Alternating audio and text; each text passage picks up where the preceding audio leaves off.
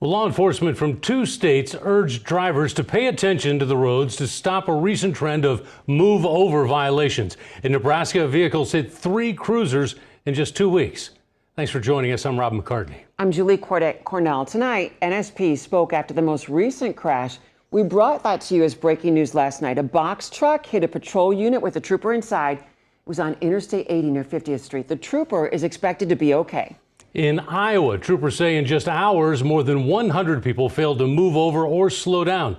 And KETV News Watch 7's Maddie Augustine is here with their message. Maddie? Yeah, Rob, Julie, Iowa State Patrol says it's not that there are necessarily more instances of people failing to move over or slow down. It's that they're happening more consistently.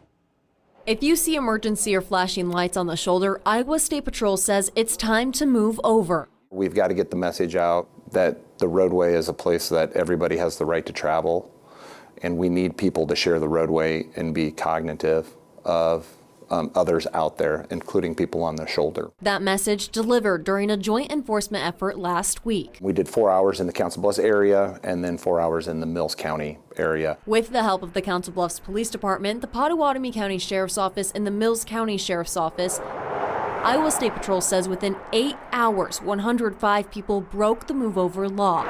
71 were issued move-over citations and 34 were given warnings. I don't think anybody's doing it intentionally, but people are moving at a pace where they just don't want to take the time to move over. It's a little disappointing. ISP Sergeant Jason Bardsley says it's important people realize how powerful a vehicle is. It's the equivalent of a missile.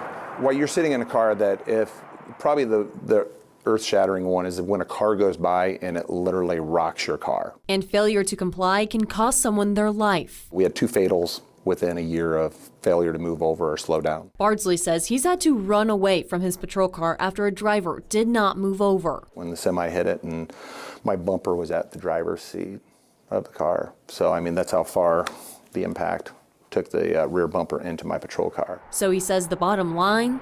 Anything with flashing lights on the shoulder, you either have to move over or slow down if you cannot move over to away from the vehicle.